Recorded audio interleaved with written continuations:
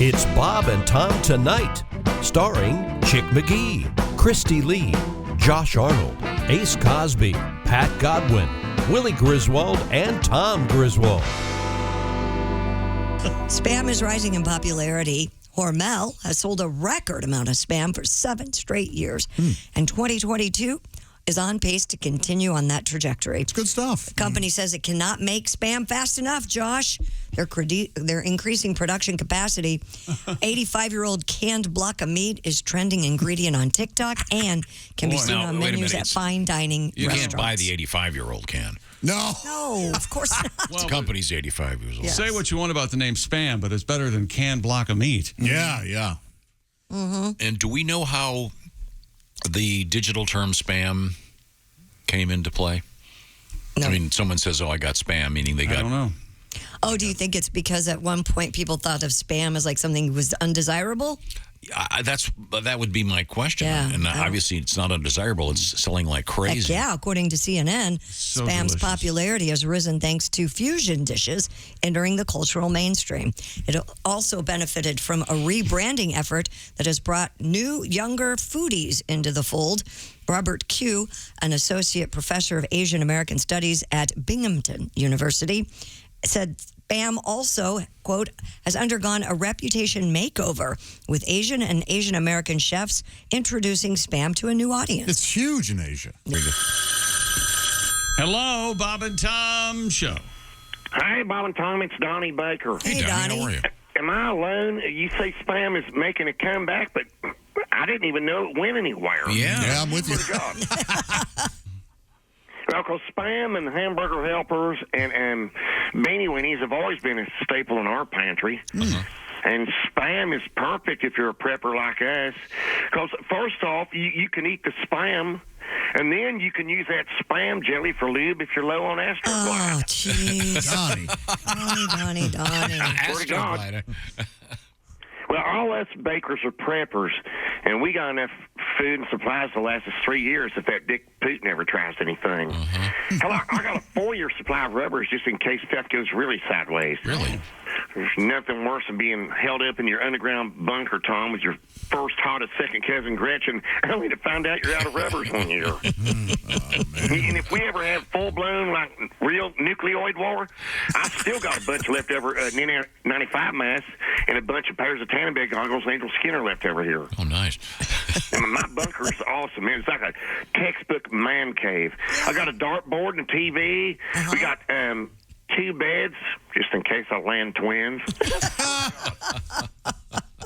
I got a jam box on my old tapes. Willie, you'd love it. I got enough Denny Moore beef stew to fill up our inflatable hot tub. Nice. Wow. Yep, I got boxes of Jell-O, too, just so the twins can wrestle if they get bored. I've thought of everything. Yes, you have. My Uncle Junebug, he had himself a nice bunker, too, loaded up with all canned goods. But when COVID happened, he locked himself down there and was dead in less than a month. Oh, I'm sorry. Did you get COVID? No, he just forgot to bring a can opener, Tom. I think he starved to death, but he didn't leave a note, and also he forgot about air vents. Oh. Anyway, better hop off here. I'll go check the expiration date on them rubbers before all hell breaks loose with the commies. I gotta go. The copies. We have a story about sex dolls Oh, yeah. in the news. Yeah, we do. And I thought, before we get to that one, I wanted to go back in time a little bit because, as I recall, you had a song about this other sex doll song. This involved firefighters who were called to the scene where a corpse was floating in the water. Yeah. And the concerned passerbys called the police. This corpse was under a bridge. The firefighters took a closer look. In fact, 8 firefighters were deployed to the site with a barge and a rescue vehicle to fish the corpse out of the water, and it turned out it was, in fact, a sex doll. Well, good. That's actually a happy ending. Yeah. You know my rules on sex dolls is always get the 3-holer because it's better to have it and not need it. Yeah.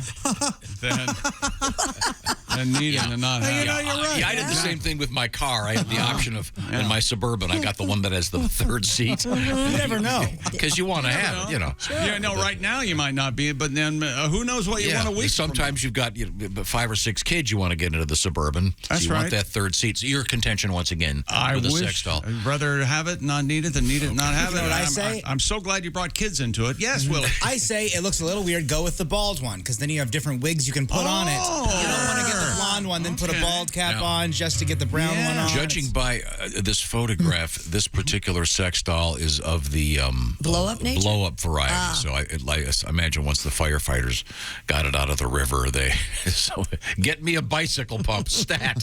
We can save this broad. How do they market the blow-up, the classic-looking blow-up doll? How do they market that now? It does. Yeah, you're right. It does, because there's amazing sex dolls out there, and then CPR practice model. yeah, and then you've got these. Who I would imagine want that aren't some of them $10,000? Yeah. The ones that they have temperature controlled, Yes. lifelike Yeah.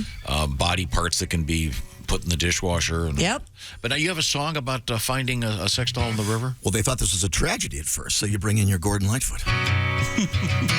We thought she was dead, saw the back of her head, a half-naked girl, bobbing and bloated.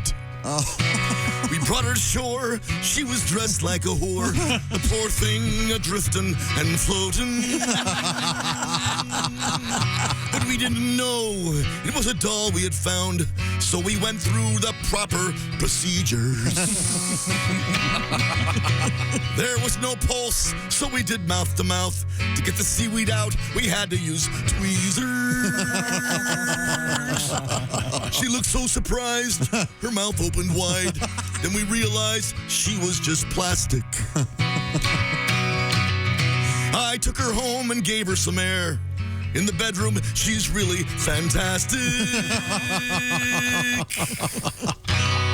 Thank you. That's a song about upcycling, isn't Yes, it is. What a tribute. But, Thank you very much. coming up, a survey of active sex doll owners. it? Oh, yeah.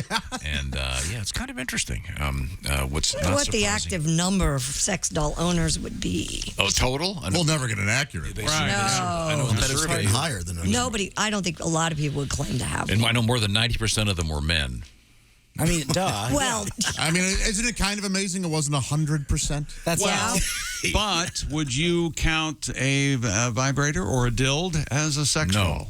Nor would I. Not even a Sibian, and that's like kind of a waist. A what? I mean, like a, That's a machine, hips and yeah. What? Oh, yeah, it's sort of like a saddle-looking thing with a just the area. prong. Right. What is it? It's like a space saver? Yes. I only need 3 cubic feet of the body. I don't need. Let's say Right. you live in an efficiency apartment and there's not a lot of room. don't have room for a sex doll, huh? We were talking about spam, and not the computer kind. No. But the food. the canned meat, Yum, yum, which the spam people are gearing up. I guess they're going to have their best year ever. There's spam in the cupboard in there. Will you shut up? I'm taking it. You got this. You'll like this letter, Josh, because Couple of cans. your dad, Josh, was a great guy, and Larry was a combat Vietnam veteran. He was in the Army, yeah. Super badass.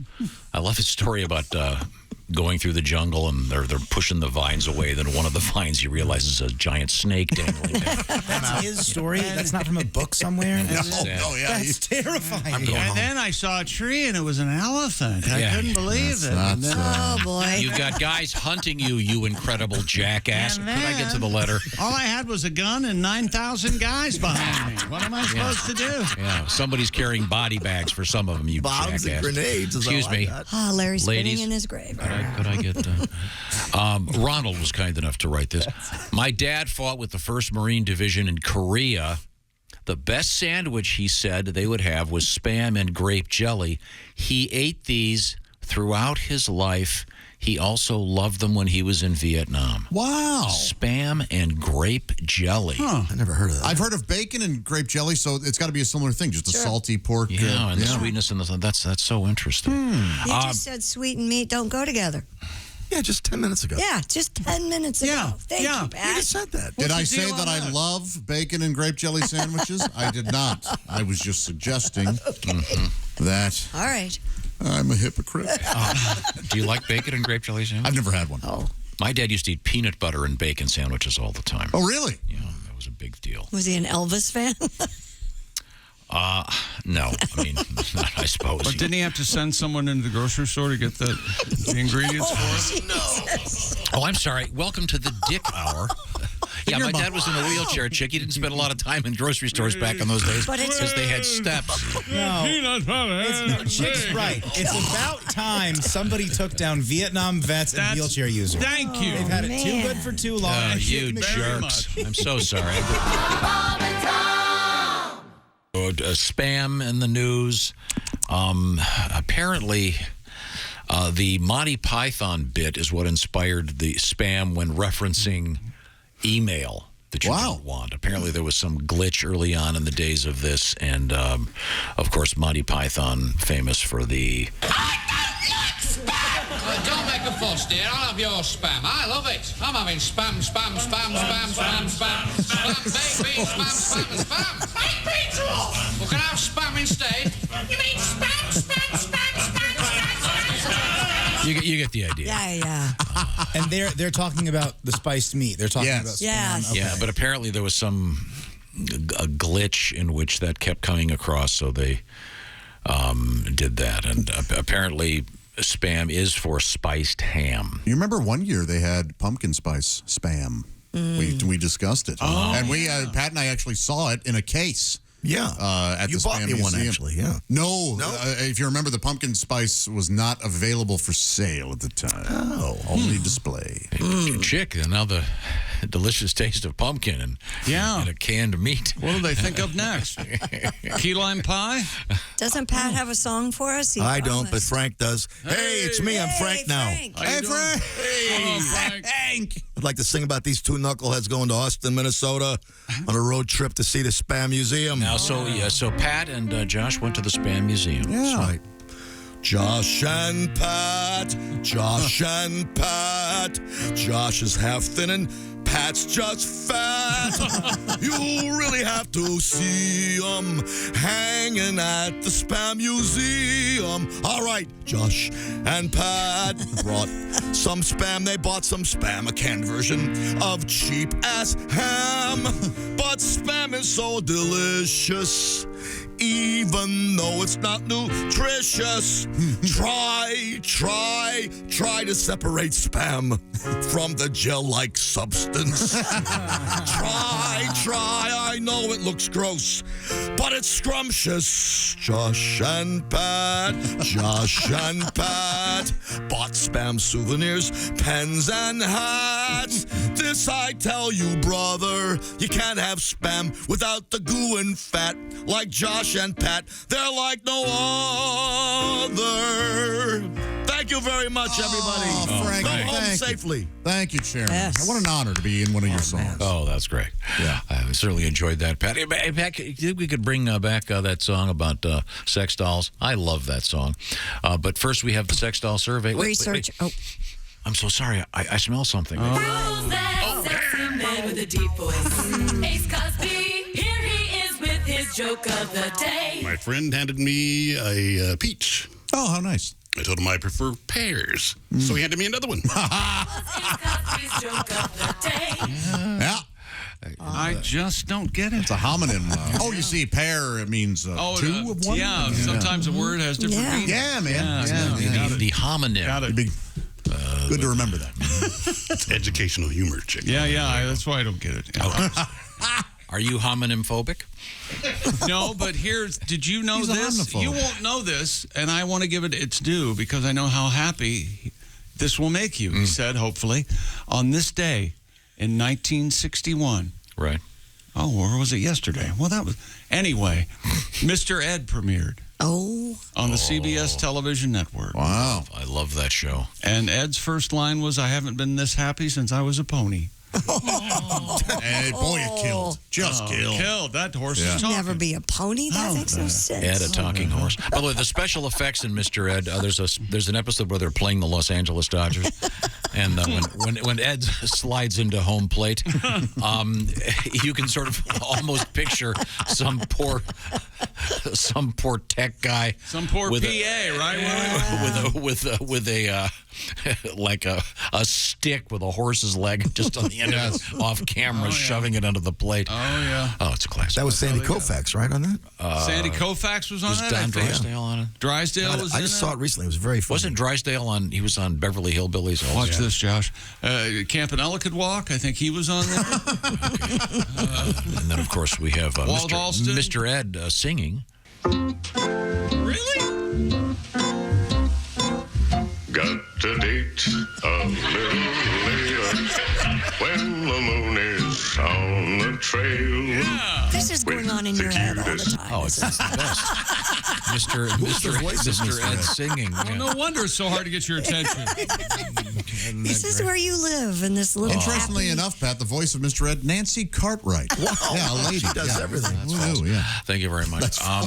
Now, do we have the sex doll survey? This is kind of interesting. Researchers have learned that nearly half of people who own female sex dolls consider the life-size dolls to be their ideal romantic partner. Jesus. For the study, more than 200 sex doll users completed an extensive questionnaire. We love them. Approximately half of the participants reported that they considered their doll as the ideal partner and feel emotionally attached to it.